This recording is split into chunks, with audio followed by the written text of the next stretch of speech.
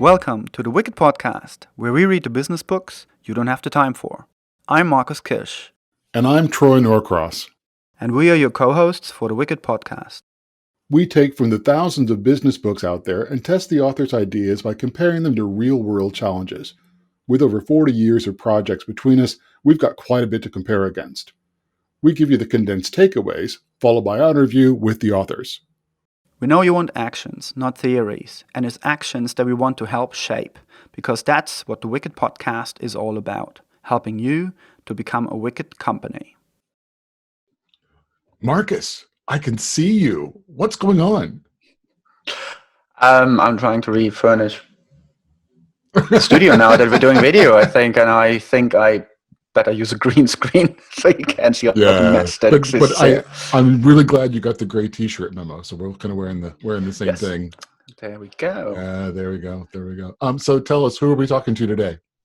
So today is a very nice special episode because we are talking to Gil Friend and his book, The Truth About Green Business. The book's 11 years old, but I've been knowing Gil now for a good 3 years, and I've been trying to... Knowing or annoying Gil? Mainly annoying, but he's very patient. He's a very kind man. So he finally gave us one of his valuable hours to talk to. So, and having said that, so what are your sort of actions? What did the conversation make you think to? Well, I think it was a great conversation. We talked about so many different things. I like that we're reinforcing this concept that you need to be able to experiment and to be able to fail and to find your way towards new things. But then he anchored it with a really clear call for a vision. You need something to hang your hat on. We're going to put somebody on the moon. We're going to be carbon neutral by 2030 or by 2025. And I think that's so important for organizations to have a really clear vision and directions to what they're doing, and then being able to push that down throughout the organization, all the way to the people on the front lines, at the edge of the organization, and as we discussed, throughout, even outside the organization, down the supply chain, so everybody knows what's the goal and what's the objective. I think the other thing that we talked about only very briefly, but I could have talked about for quite a long time, is, the old mantra for me is I'm going to keep it for more than 5 years. I'll buy the best I can afford. And I always want to buy really, really good quality things that will indeed be lasting, that will be serviceable. And all of those things kind of reduce waste. But then you have this kind of capitalism, mass consumerism kind of economy, and the struggles that go on back and forth with that. So we talked about sustainability and talked about green business being profitable, but we also talked about other things like how do you action that in an organization, and what are the things that you can start doing today. What about you? Yeah, so probably quite a lot of things this time. Sometimes it's not quite like so. So from a design thinking or general change perspective of companies, of what I would recommend people to do, there's yet again, he described it as, so you say the vision, but also to a vision that can give a particular direction without claiming to know how it's done or that it can be biased, right? So he's very aware, as we are, that the way forward is not to give too broad of a question to your teams and to the people in your organization, but actually give something. And so what if that, like you said, like a big goal, right? But then let your people figure out how to do it. And you said most of the time organizations will be blown away if they give a bit more purpose to the organization.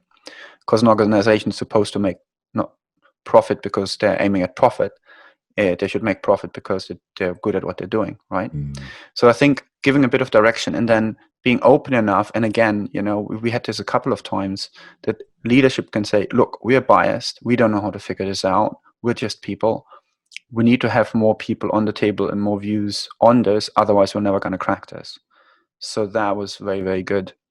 And we talked a bit about, different languages and different practices and so on. And that's a big, big challenge to bring this together, which is, one of the aim that this podcast is trying to help with or contribute towards. And I think the other one more thing to say is So he made very good cases around, if you're still thinking that you have to invest or pay for sustainability, then you're doing it wrong, right? Mm. Actually, and he gave an amazing case study on how much not doing it is costing the business, and the thing to get there often is asking different questions. I think that's the tricky part to do. How can you ask different questions? What questions is probably what an organization would ask first, and that's where people like us come in and go, well, have a look at this, have a look at that. Have you looked at your supply chain differently? Have you looked at the systems you're using differently and what you're doing with it? But as he said, you're doing it wrong if you think you're losing money on it. You're actually gaining value. You're gaining money from it when you look at it, because you're gonna fix all the holes. Yeah. And you're gonna do something with whatever wastage you have, and you're gonna feed it into something else, creating actually value for someone else if you do it right, right? So the whole thinking of it costs you money is the wrong way around. As you said, we have it backwards. And I think that was a really interesting point for me to start as an organization to look at it the other way and stop treating it like a cost. Well, before we give away the entire interview, shall we go to the interview? Yes, we should. Let's do that.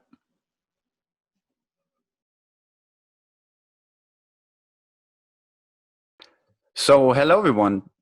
This episode, we have Gil Friend that we're talking to. Hello, Gil. Thanks for being here, and hello. Hello, Marcus. Glad to be with you.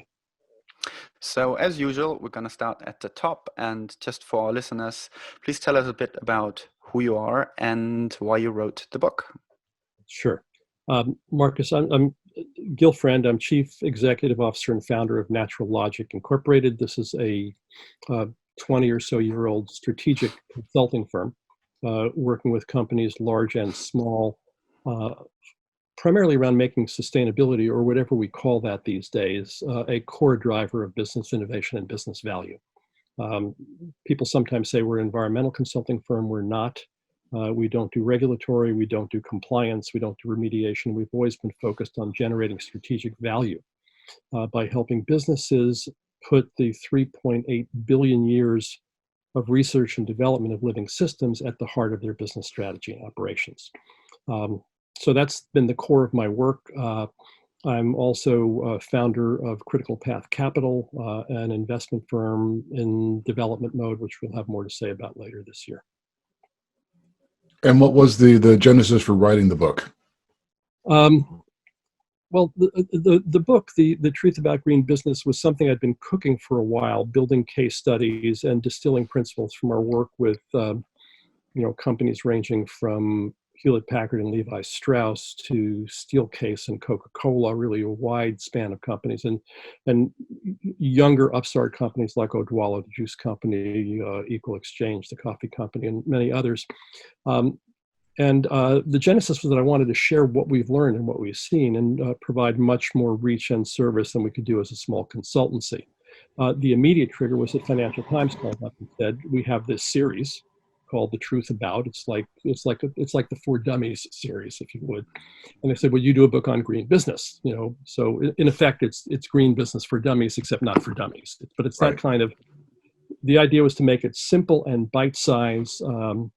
Give people a logical structure that had a big sweep to it, but very compact, 2, 3, 4-page chapters that would hit an issue, explain what it was, why it was important, how to deal with it effectively, and then move on to the next one. So it's a book that could be read cover to cover, but more likely somebody's going to flip it open and say, "God, I need to think about supply chain.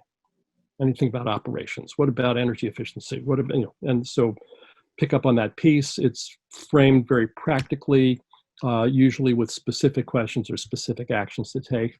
And I was delighted last year. I was speaking at a conference and someone came up afterwards and held out a dog-eared copy of the book, said, "I've had this with me every day for 8 years." Wow. In hand, in my briefcase. I thought that's pretty good. That was what we were hoping would happen, that it become a really practical handbook for people, whether they are advanced and sophisticated or beginning and basic. Yeah, I think I read that somewhere in some notes or quotes around the book as well. That's a really great kind of wrap up of what all the bits and pieces mean. So talking about this, I know the book was written about 11 years ago. and you said earlier before we started recording that you tried to make it a bit timeless as much as you could, or you made it with progress in mind. Mm-hmm. So what does it mean today, or maybe even in comparison to 11 years ago? What does it mean to be a green company or sustainable business today? What's your view on that? Let me respond to the first part first. We, you Mm-hmm. know, trying to make a book timeless is a little bit arrogant. I don't mean it quite that way, but we wrote it with basic principles in mind, knowing that the principles are not going to change. And the state of practice will change, the case studies will evolve and get better, we'll learn more, but the basic principles are sound and are there. So we wrote for that. I think that's why it's been, you know, enduring and valuable. What's changed? A lot, but let me try to be very brief about it. I think the main thing that's changed in the last 11 years is that this has become much more of a mainstream story. In 2009, we were still considered a bit out there on the edge. This is strange stuff. Now, sustainability or regenerative, restorative, or impact, the many different words that are being used for this world today, is front and center in business. There's not a major company that doesn't have this as a serious part of their strategy and commitments. Typically, we'll have a chief sustainability officer. Typically, we'll have dramatic or less dramatic greenhouse gas emission goals. Hundreds of companies have signed on to the Business Roundtable statement around purpose as a driver of business. So there's a lot more both talk and action. And that, of course, is always the challenge because there's always more talk than action. There are a lot of companies who are stepping up to the bar around climate crisis and greenhouse gas emissions. Performance, unfortunately, is lagging. And that's why the position that we've always articulated, that this must become an integral part of business, not an add-on, not a nice to have, not a corporate social responsibility. We do this because we're nice people, but something that is core to the purpose of the business, what the business is there to do, how it operates, how it understands and manages its finances, how it rewards and incentivizes its people. It has to be integrated to be powerful. And so the other change is that we are seeing more of that. Not enough, but certainly among the leadership companies, we are seeing that understanding and that commitment taking root more and more deeply. Mm-hmm. It reminds me a bit of because over here in London, in the Hackney area, close to where I live, I was working with the government aspect. There's a unit called Zen, and they're doing similar things where they try to go or talk to businesses, local businesses in particular, to talk about some of those aspects. And there's a big drive from the local government to drive down CO2 emissions and those kind of things. And they would still telling sort of similar story. They have a lot of people subscribing to it, but very few actually then being able to do something like that. So in the book, you talk about something like a triple bottom line. Mm-hmm. Can you tell a little bit about what that means? Well, the triple bottom line was a phrase invented by your neighbor there in London, John Elkington. At the time was with the company Sustainability, now with Volans. And John articulated the triple bottom line as encouraging businesses to focus on not just profit, but profit and people and planet. Those three elements. And rather than just a financial bottom line, think about the bottom line in each of those realms. Sometimes called three-legged stool. And there have been many names for that concept over the years as it's evolved. But the basic notion is that, if you stop any 10 people on the street and say, what's the purpose of business? They're likely to say it's to maximize profit and maximize return to shareholders. But that's a very young concept. That dates back to the early 1970s when Milton Friedman articulated that as the purpose of business. But in fact, most people know that the purpose of business is much more than that. That's not what motivates people in their careers or getting up in the morning. Yes, you need to make money. But I would argue that the purpose of a business is what the business is there to do. And if it does that well, it makes money. And if it makes money, it pays its shareholders for the use of their capital, just as it pays the utility company for the use of their electrons, or the supply company for the use of its fabric. Profit I would see as a cost of doing business, not the purpose of doing business. The good news is that with that perspective and with the approach to sustainability that we've been articulating, businesses are actually more successful and make more money. And this is the hidden joke at the heart of the story. Even today, after decades in this field, I find that companies will often say to me something like, "Well, we'd like to be more sustainable, but we can't afford it." Mm-hmm. And they've got it completely backwards. As Ray Anderson, the late founder of Interface Floor, used to say, if your sustainability program is costing you money, you're doing it wrong. It should actually be a driver of exceptional profits done right. And that's what we see again and again, both in our own work with companies and in tracking the research from around the world. Yeah, we talk about Milton Friedman quite a lot, and the Milton Friedman kind of insistence that the only purpose of business is to maximize shareholder value. And I'm a big proponent of what I call stakeholder capitalism as opposed to shareholder capitalism. Yeah, exactly so. And stakeholder would include, the employees, it would include the customers, the community that you're set in, but also the ecosystems that you're set in. Correct. And that your business depends on, because the game doesn't continue unless all those stakeholders are healthy. And a lot of times people do look at sustainability as a cost. It's like one of those things that, yeah, it's going to cost us more than we're going to make it. So I'm really encouraged to hear there are a number of businesses showing that profitability is not only possible with sustainability, but almost as a byproduct of doing things in a sustainable fashion. Do you see the overall economy changing to be able to support that? And kind of the share analysts, and the rest of the world kind of saying, yeah, we need to look at this and apply multiple metrics for value. Sure. Well, let me first say, Troy, it's not a number of businesses, it's a large number of businesses. Great. First of all. And we don't have time to get into the data examples here, but there's ample research that confirms this.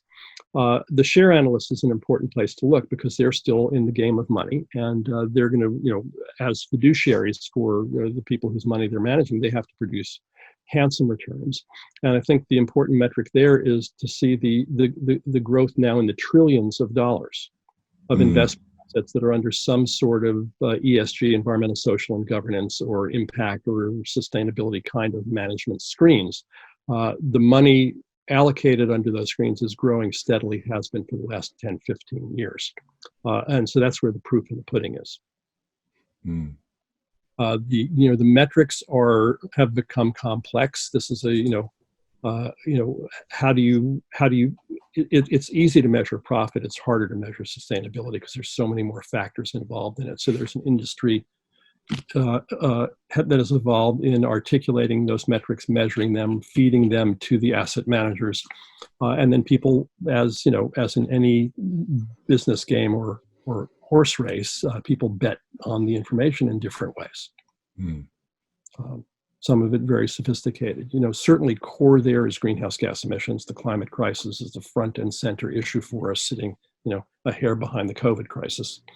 And so that's very central. But people are also looking at supply chain issues, at water balance, at labor practices, and the list goes on and on. So when we look at this, and it's obviously a really wide, big field, and a lot of companies will probably be able to do various different things depending what industry they're working in. How is it? What's sort of the easiest go-to, let's say, example or thing most companies you'd say can do? Because most companies still, let's say, have people, they have office space, and all the ecosystem around that alone. There's might be something there, but what's usually sort of the low-hanging fruit that you can talk about with organizations? Well, the low-hanging fruit is waste. Every company, no matter how efficient it is wasting prodigious quantities of resources of all kinds. Let's start with energy, because that connects to climate. If you're using more energy than you need to accomplish what you're trying to accomplish, you're not only impacting climate, you're wasting shareholders' money. I would say you're actually violating your fiduciary duty to your shareholders, spending more on resources than you need to fulfill the purpose of your company. So the first thing to do is cut waste. Easy place to start is energy, in terms of efficiency of operations of all sorts, and increasingly now that the economics have changed, moving from fossil-based energy to renewable energy. So we're seeing more and more companies making zero emissions commitments. initially on a 2050 timeframe, but now we're seeing the leading companies ratcheting that forward to 2040, 2030, 2025.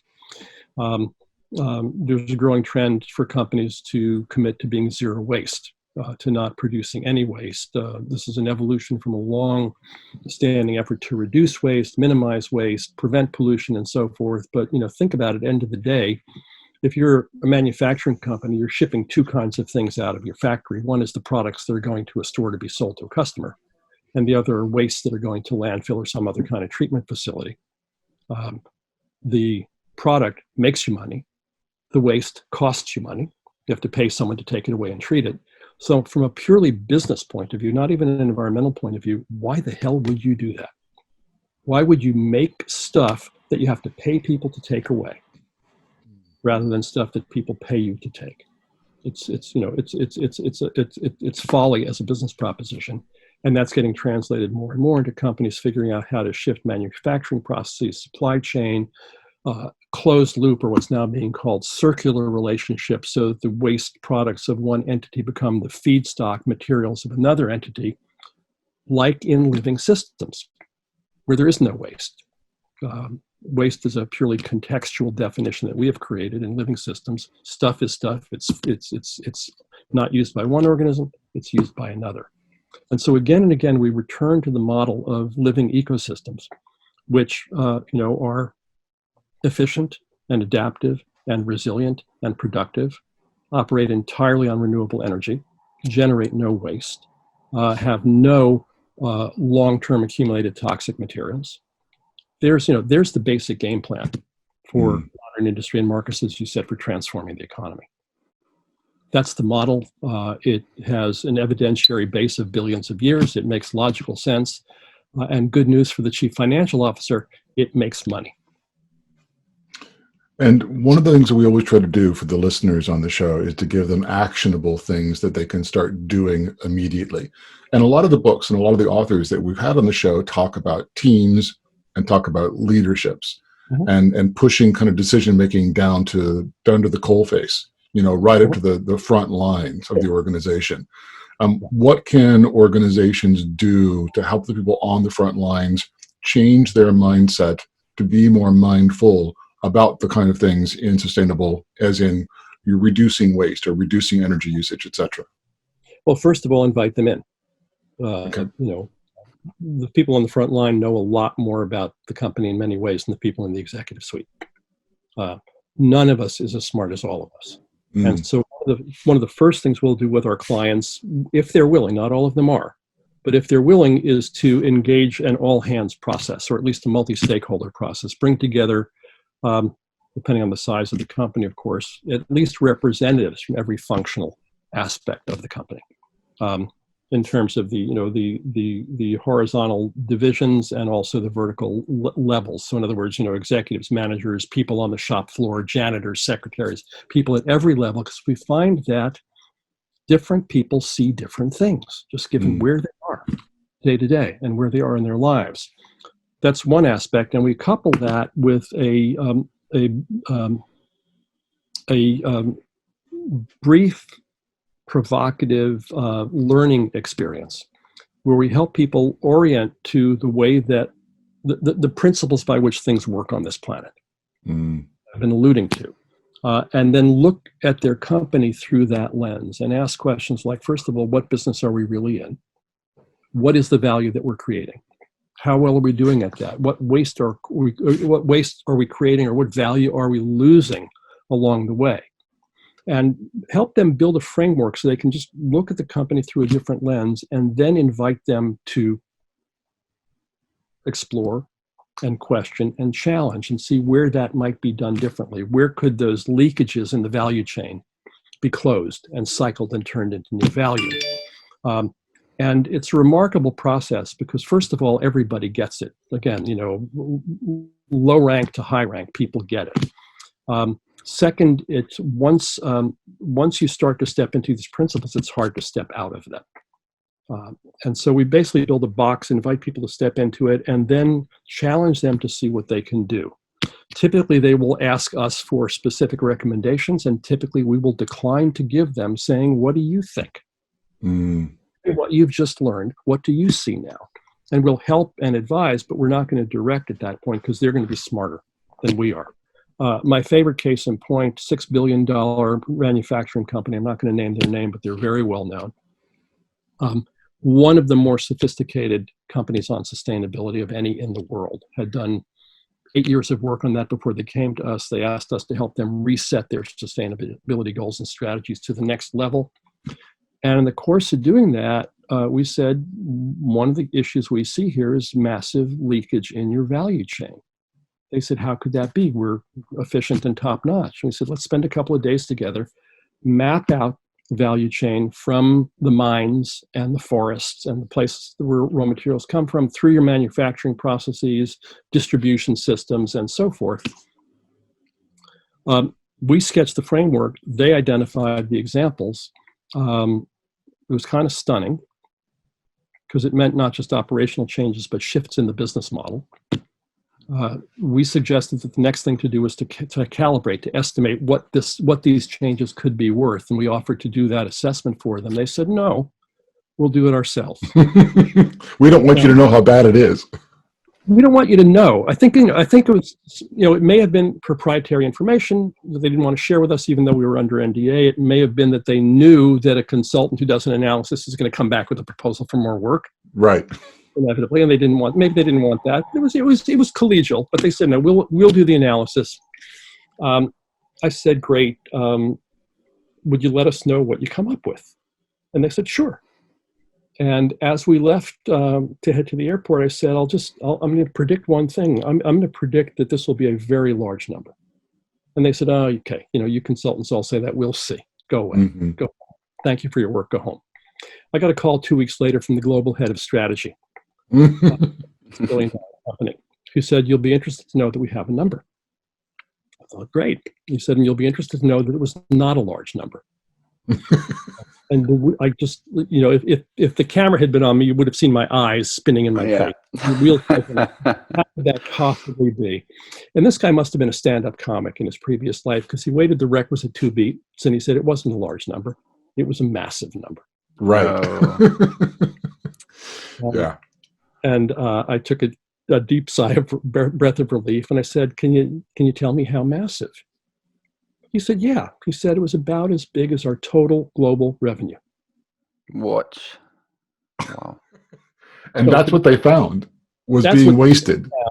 That what they found, not just being wasted, but the lost business opportunity they were missing because they were asking the wrong questions about their business. Not the wrong questions. There were questions they weren't asking they needed to ask about what's the possible value upside of looking at your business through this lens and closing the valves that are leaking value and building the circular channels and re-articulating the business model to capture this value. And so for the common executive who says, we can't afford to be sustainable, well, I say, here, look at this, where they found that they were completely overlooking value equal to their total global revenue. And this is not a run-of-the-mill average company. This is one of the best in the world. So you can extrapolate from that the value potential that lives downstream through the rest of the corporate population. So all of this is apart from music to my ears. There's plenty of parallels as well to sort of my background in change and transformation and design thinking, which is a lot as well about asking different questions and therefore unlocking different value in companies. And it goes a lot into sometimes efficiency, sometimes effectiveness. And the surprising part I found is that, when you talk about, being efficient, not using waste, using that as an example, it's like that is pretty much in an engineer's mindset, be it a software engineer or hardware, or whatever it is, right? They will look at these things, and for them it should be obvious. But it seems to be that organizations are often structured in a way and siloed in a way that people sitting in a particular point are not allowed to look at other bits and pieces of the ecosystem or of the chain or of the system in order to even potentially see the knock-on effects or the inefficiencies of what they're doing in their They small may not little be, bubble that they're put into. yeah, they may not be allowed to. They may not be used to doing that. They may not be Yeah, comfortable doing that. They may not know how to do that. yeah, One thing that I've learned about engineers is that you know, engineers are great at solving problems. You give them a problem or you give them a question, and they will run it to ground and figure out how to deal with it. But they're not going to necessarily jump on the question that you didn't ask them. well, Why the do other thing. be Hmm. obvious to them? And so that's why it's so important in our methodology is not just to ask them different questions, but to try to embed different questions in their minds so that they will ask different questions every time they encounter an issue or an opportunity. Hmm. So Well, add a couple of things to the checklist. yeah. So what often comes with the whole design thinking thing is the whole moniker of, or the kind of principle of saying, treat everything as an assumption, right? So that, yeah, and a lot of that has to do with then the difference between sort of tame and wicked problems constantly evolving. And I think especially with the kind of problems and challenges you're dealing with and the organizations you're working with, I'm surely most of those are systemic issues and therefore likely wicked problems, because they're just, whenever you introduce something new to the system, it will evolve around it, and it will not be solved. It will be better, Yeah. but never quite fully solved. So what do you see, for example, in terms of this, when you say often there are big operational and even business model changes required, Mhm. or to be considered in order to really step forward, and what do you see in terms of the roles of, let's say, people further down the line or in the field closer to reality, essentially, Mhm. and the people in leadership and how that dynamic works? What's sort of the biggest shift and change you think needs to be happening in organizations? Because one thing you already mentioned is that just bring them all in the room, have everyone have a voice, so that you actually get a better idea, different viewpoints on the problem, and you can more holistically approach it. But what sort of some of the aspects you see that companies Yeah. can do to say, right, this is how this comes better together, or this is what you should shift a bit in order to get better, more easily into those changes? Yeah, it's a great question, Marcus. And there's not one answer, there's many answers, and it's going to Sure. depend on the culture of the company that you're dealing with. But in simplest forms, one way this can happen is that the CEO or the leadership can say, this is what we're here for. This is our purpose as a company. Or they could say, this is our goal. We're committed to becoming a carbon neutral company by 2030. And then if they're honest, they're going to say, we don't know how to do that yet. So let's all pitch in and figure out how to do that. And that's going to require the knowledge of everybody up and down the line of the organization. A colleague of mine in a prior organization was fond of asking, in just about every management meeting, she would say, what might be possible here? Mm. And she phrased it that way. She knew that if she asked specific questions, there'd be a wall of objections from every department. I mean, we can't possibly do that because X, Y, Z. And she would make it very soft, inviting people to kind of speculate what might be possible here. Or what if we could? We don't know if we can, maybe we can't, but what if we could? What would be the implications if we could? Oh, that's interesting. Maybe we should think about what might be possible. Mm. So, inviting that kind of inquiry-based approach, not too deterministic too quickly, I think is very powerful. And so the dynamic, if the top says, here's where we're headed, and the bottom or the rest of the organization says, let's keep our eyes open, what might be possible. And let's have, and the other critically important thing from the top, Ed Land at Polaroid was one of the earliest articulators of this, is that there has to be room for failure. Mm. There has to be permission for failure. In the modern business culture and even government culture, the name of the game is you screw up, you're out. Well, Troy, I don't know your background, Marcus, I'm sure you know this, that without room for failure, you put a cap on innovation. Mm. Can't learn. Yeah. Get innovation without trial and error. And Bill McDonough is fond of saying that an oak tree produces tens of thousands of acorns in the hopes that one or two of them will take root and produce another tree. Those are not waste, those other acorns. First of all, you don't know which one of them is going to be the one to take root. Also, in this case, they're food for squirrels or fertility for the soil or what have you. So that open invitation to experiment and try things out that are new is critical. And that means not only different management culture, but different reward systems in the organization. And ultimately a much more collaborative and participatory organization.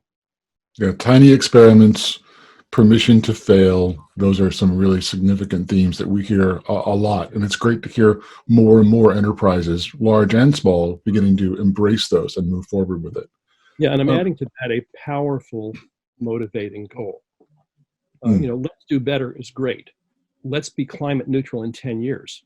It's like, oh my God. Yeah. The big thing, people actually care about it. You actually get not just the functional participation from your employees, but you get the heart and passion of your employees. And again, we see that, folks down, so-called down in the organization will blow the leadership away. That's the thing to come up with. I like the idea of SMART goals. I mean, the acronym for SMART's been around for a very long time. Specific, measurable, attainable, realistic, and timed. And being carbon neutral, within X number of years is exactly that kind of a goal, which makes it much more easy for people to get onto. With a caution, because attainable and realistic can be showstoppers. Yeah, they can be. And before, about recognizing that there's assumptions in the process, you have to unpack the assumptions about whether you think something is attainable and realistic. Okay. When President Kennedy in 1962 said we're going to put a man on the moon within 10 years and bring him back alive, right, people said it wasn't realistic. Right. NASA said we don't know how to do it, but with that clear goal, we can invent the process and the technologies that will make that attainable and realistic, even though it isn't now. So SMART goals, I'm all for it, but with that caution. Yeah, and I think you made a really nice clarity point there. They've got to be stretch goals. They need to be aspirational goals and push us kind of beyond our comfort zone. I don't know if you know it or not, but I do quite a lot of work with blockchain. And blockchain is being used a lot in supply chain transparency. And blockchain is being used to record and track and prove, GS17 compliance, all the global sustainability goals, and companies are doing that. And I don't think blockchain 11 years ago when the book came out was even around. It was not. A couple of years later, we worked with a company that was using the semantic web technology to try to do some of those same things with supply chain. It was a little ahead of its time. Right. But the notion was to provide both complete transparency across supply chains as well as confidentiality of proprietary information, to kind of take those apparently conflicting problems and find a solution that would provide both. That was not the right technology. Blockchain, a bunch of companies are trying to do the same thing with blockchain. So what do you see as far as exciting projects being focused on sustainability in the broader space and applying or trying to apply blockchains, whether it's a blockchain technology DLT or whether it's a whole consortium trying to work together collectively? I think I'm not up on the latest. Excuse me. I'm not up on the latest names in the game. It's proliferated faster than I've been able to keep track of. We're advising a company called BFlow, which is one of these players attempting to build exactly what you're talking about, that kind of supply chain, dynamic supply chain transparency. Sustainable Apparel Coalition in the fashion and fabric industry, which turns out to be one of the most polluting in the world, has been working on this for years and is trying to build that kind of transparency. And I can't list the names. I don't know the current players well enough. Okay. But there's a lot of should we say promise or should we say hope? Yes. For technology being able to provide the solution. We'll see. So when we talk about this, so something like blockchain and other systemic aspects, and I've been to a few talks, I think in particular here at the RSA as well in London, they are having a closer look at circular economy. So, and it always sounds, so there's a lot of great slides I've been seeing about it, as much as we had a bit of a chat with Ed Gillespie here, who's been working in sustainable consulting for a long time and has now been moving back a bit into activism. But in general, it seems to be a very big, scary beast. And sort of looking at where to start and what aspects it needs. When I look at this and I look a lot at systems and I'm like, okay, so how, because if it's circular, it starts sometimes, and it's a bit like some of those systems that start running and then they have to keep running. So they must require an immense amount of new kind of partnerships and different discussions amongst different stakeholders. So where is that at the moment, or where do you see examples, and how can organizations sort of join in Sure. to Well, this I'm area? not, how you said it's scary. I don't see it as scary. I see it as challenging and exciting. Let's use positive language, yes. For me, um, uh, you know, there was an analysis done back in, I think, the late 80s by Robert Ayers, looked at the United States economy and the material flows in the US economy. And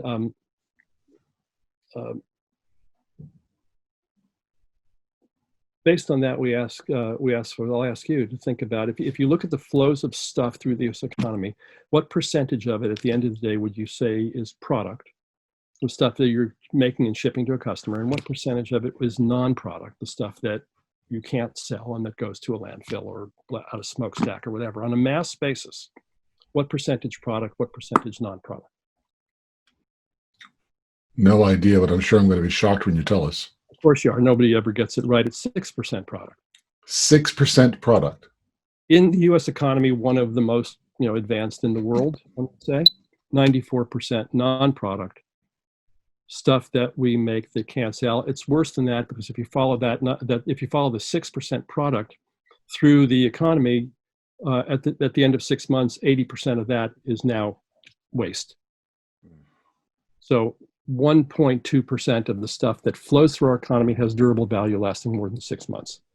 So there's your opportunity markets for circularity. What could we do a little bit better than that? If we could cut our waste 10%, we've increased the productivity 150%. Boom. So the opportunity is vast. And the question is, how do you unlock that? The first thing you do is ask the question, is like, what does that look like for us? That number is for, is an aggregate across the economy. It's going to be different in the food industry than the steel industry, than the fashion industry, than in the home building industry. Mm. But I think any organization can start by asking, where are we doing things that do not add value, but in fact drain value? Sometimes we're going to see that in the form of physical stuff. And that's where the circular conversation is. What could be done to either reduce the amount of non-value adding flow through our system? What could be done to take that stuff and make it valuable to somebody? And at a surface level, it's transactional. At a deeper level, it will take you all the way into design chemistry, which is, are there different ways to make the stuff that we're using so that it's not just useful for the product I'm building, but is useful anticipatorily to someone down the supply chain on the downstream end? How do we work the chemistry so that we engineer out the materials that make stuff not just not valuable, but dangerous or toxic? How do you engineer it out of the process? The whole world of green chemistry. So you talked about design thinking, but there's design chemistry, which of course all chemistry is, but now we start to add some different criteria. Not just the performance specs that we've always had, but the biological constraints, toxic issues, greenhouse gas loading, reusability, physical structure that allows for that. Moving away from combinations of materials that cannot be reused because they're in combination. So, or combinations that can be, effectively unzipped so they can be used. I mean, it's a whole host of opportunity here. I was in a meeting at University of California, Berkeley, must have been about 15 years ago, where the green chemistry program kicked off. And they expected a couple of dozen students. They had a room packed to the rafters with 250 graduate students who were there because they recognized that this is the beginning of an entirely new career path for them. Mm-hmm. They were jazzed, and I was blown away by the enthusiasm and the creativity in that room. And we've seen some of the results of that over the last decade. So circular, I think, is very exciting. It's certainly captured a lot of imagination. You've got the MacArthur Foundation there in London, right nearby to you. This is one of the leaders and drivers in this, both in doing the baseline research of what's the problem and what might be possible here, and then building the coalitions and funding the research and work to advance this. And the payoff is that we're seeing now, in addition to their carbon goals, more and more companies are saying, we're going to be zero waste companies, or we're going to be circular companies. IKEA, just last week, announced a program to buy back furniture from their customers. Yeah. Mm-hmm. Boom. So there's an example of not just a technical innovation, but a business model innovation that in fact will require technical changes, not just in terms of what they do with that stuff that when it comes back, or take it apart or remanufacture it when it comes back. But now they're going to start thinking at the front end. IKEA is very much a design-driven company. They're going to think about the front end, about how do we make our stuff so that when we take it back at end of life, we can do that advantageously. So there you start to see circularity, not just in the materials, but in the design process as well. Very exciting new territory. Great. Wow, lovely. As usual, many questions, little time. And so I want to finish with maybe, it's probably not going to be a quick one, but as most of those questions aren't. But when we look at a lot of how our economic system is still working, the incentives that it's been driving, and we look at anything from, as you mentioned before, the fashion industry or textile industry being big polluters. When I look at having worked in advertising and other aspects and looking at some of those industries like Zara, for example, who became famous by rolling out every 2 weeks something new into the shop. So an amazing, or hearing from Gap that they're shredding the textiles in the back and then dumping them out, and those kind of things. And the same with Apple and other companies, continuously turning out new versions of the same thing with very small incremental additional value.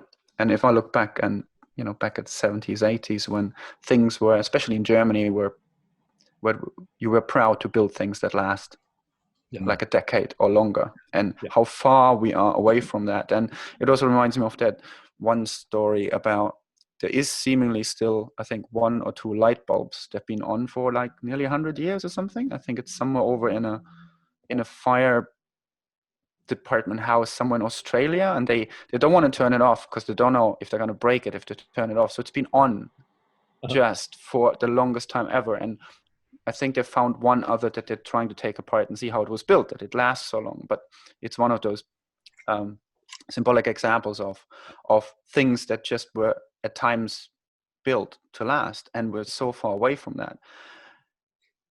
Do you have a comment on that evolution? And is that a clock we can wind back or something, or is it just something we have to deal with and we need a revolution, or I don't know? Do we have another hour here? Exactly. No, you have about 1 minute. Consumerism is a huge problem when you're trying to do that. Without getting into the nature of capitalism, modern capitalism, and consumerism, let me say this. Maybe some of those. I've long been concerned with the question of getting the prices right. We live as economic beings and economic organizations. We respond to financial incentives, and the financial incentives are distorted. The prices we charge and the prices we pay for things don't reflect their real costs. We don't pay for pollution. We don't pay for toxic impacts. We don't pay for health impacts. Amory Lovins from Rocky Mountain Institute estimated a dozen or so years ago that the true cost of a gallon of gasoline in the United States, and we pay, where I am now, about $3.50 a gallon.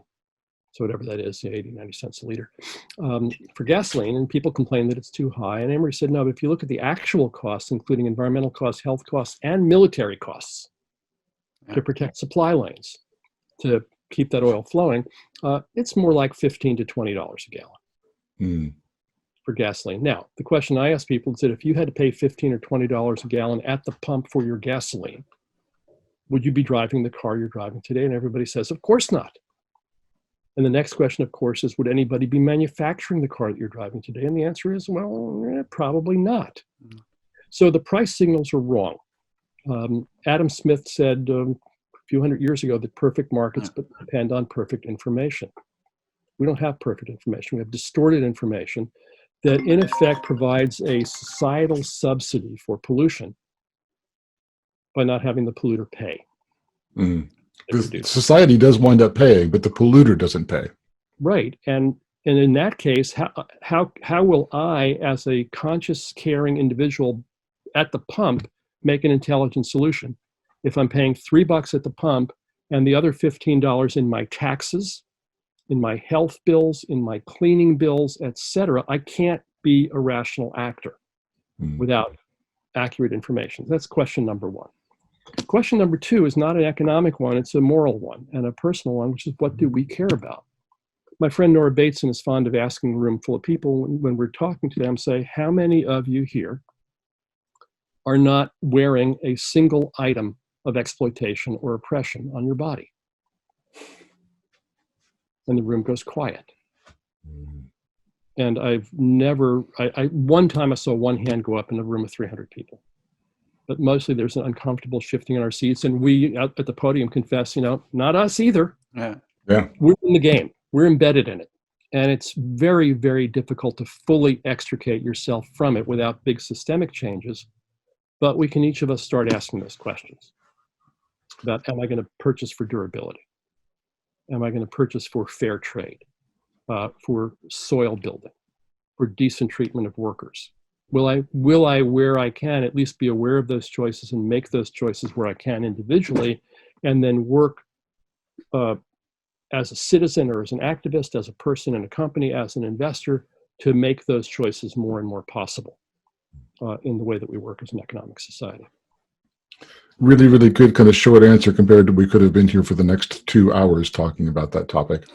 You wrote the book originally 11 years ago. I hear you've got some other things that are in the works, not quite ready yet. What's coming down the line? Well, the couple things. So we're gonna repurpose this book, The Truth About Green Business, into a more modern format. Probably online in a variety of ways. So with some updating of cases and so forth, but basically making it much more accessible, more broadly, number one. On the question of getting the prices right, which I was just speaking about, we're putting together a multi-author book diving into that. Well, I say book, it shows you how old I am, multi-author thing in some format somewhere, providing a bunch of perspectives into what is that mess and how might we untangle it. And then some other things in the pipeline in the realm of online education or engagement, because clearly we need to find ways to engage many more people in much more accessible ways in a conversation of an invention of a world. Well, we'll put your contact details down in the show notes. It's been a real pleasure having you on the show this morning for you, this evening for us. And thank you so much. My pleasure. Thank you, guys. Thank you, Gil. Take care. You've been listening to The Wicked Podcast with co-host Marcus Kirsch and me, Troy Norcross. Please subscribe on Podomatic, iTunes, or Spotify. You can find all relevant links in the show notes. Please tell us your thoughts in the comment section and let us know about any books for future episodes. You can also get in touch with us directly on Twitter on @WickedandBeyond or @Troy_Norcross. Also, learn more about the Wicked Company book and the Wicked Company project at wickedcompany.com.